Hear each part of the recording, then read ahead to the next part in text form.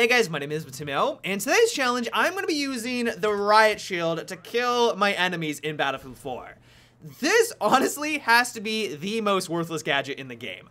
Offensively, and I realize this is not an offensive gadget. I understand that this is not meant to take people out whatsoever, but what I don't understand is why does its damage need to be completely random? There are times where I'll run up to an enemy, hit him twice, and he dies from 100% to 0. There are other times where I'll smack him 3 or 4 times just to drop him. There are other moments where it will notify me that I got a headshot. I don't know how I got a headshot with the Riot Shield, but it will notify that that's what I just did, and he'll kill me half a second later, and the kill notification will inform me that he still has 95% of his health. This very fact was easily one of the most frustrating aspects about this challenge. I would enter a room being stealthy. That was really the only way I was going to be somewhat successful. I needed to be stealthy and try to catch my enemy off guard. I would enter a room with 2 enemies. I would proceed to try and bash one of them, get 3 hit markers, and then of course the other enemy would realize I was there. The other one, the one I'm hitting, realizes I'm there as well, and they would proceed to take me out absolutely no problem.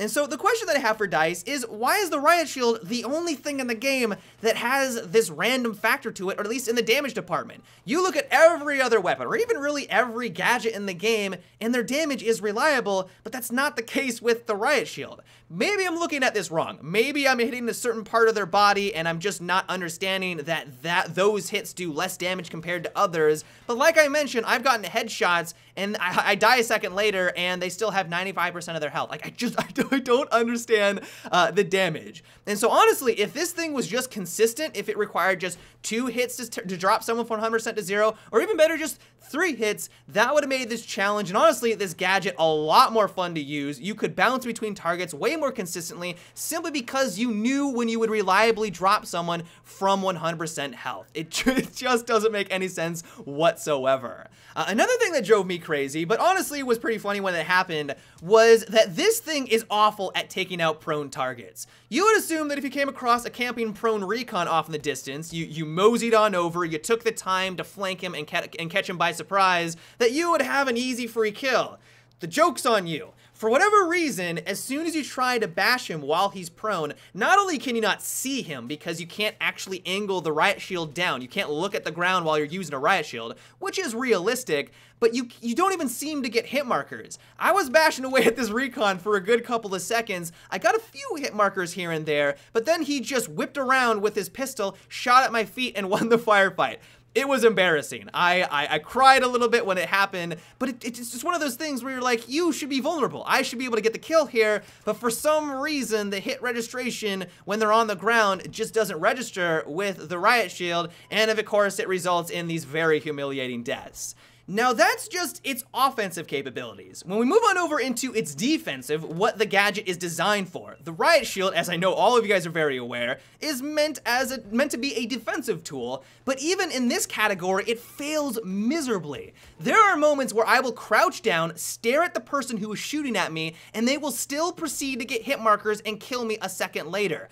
I don't know if it's the netcode, I don't know if it's just because the Riot Shield glitches. The shield is still intact, like they can't shoot through the little plate in front of me. That's still 100% there, but for whatever reason, they proceed to continue to get hit markers and you die. When that happens, you want to punch the screen. It's like, why am I even using this gadget? There are other moments where I will be bashing someone's face in. I will have my shield, of course, directly right in front of their gun, and they'll still somehow be able to one-shot me with a shotgun. It's like, you can't even see my body. The shield is right in your face. How is there any part of my body even remotely vulnerable for you to get access to be able to kill me? That, of course, happened over and over again. There are moments where you'll be crouched down, strafing, and you'll get shot at from a slightly different angle from where you're pointing at, and of course, you will die as well. This thing just does not function as a defensive item. Like I said, I don't know if it's because of the netcode. I don't know if it's just a problem with the Riot Shield glitching out and exposing a certain part of your body that doesn't appear that it's supposed to be exposed. I don't know what the case is, but right now in its current state, it just does not serve any function whatsoever, and in my eyes, it is just completely useless. And so it was for these very reasons, as I know all of you guys are very aware since you're the ones that recommended it. You guys have been recommending this challenge for like half a year now.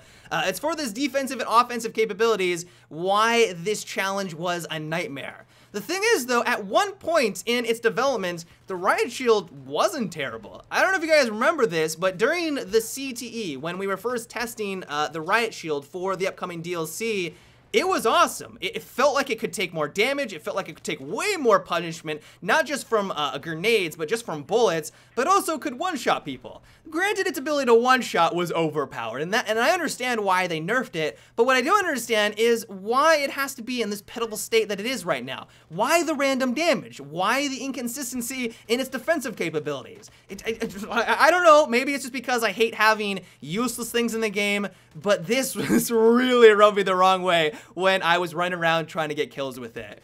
And so overall, while I would not say that this should be a high priority on the part of DICE, I'm kind of hoping that they do something to improve the Riot Shield. We do not need to have useless things in the game. It just bloats it and makes it completely unviable. And maybe they just don't like the idea of having a defensive item like this. Maybe they want to make it focused on other aspects. They want to focus it on the shooter component, and they think that that detracts from the experience. Maybe that's the reason why they nerfed it into oblivion.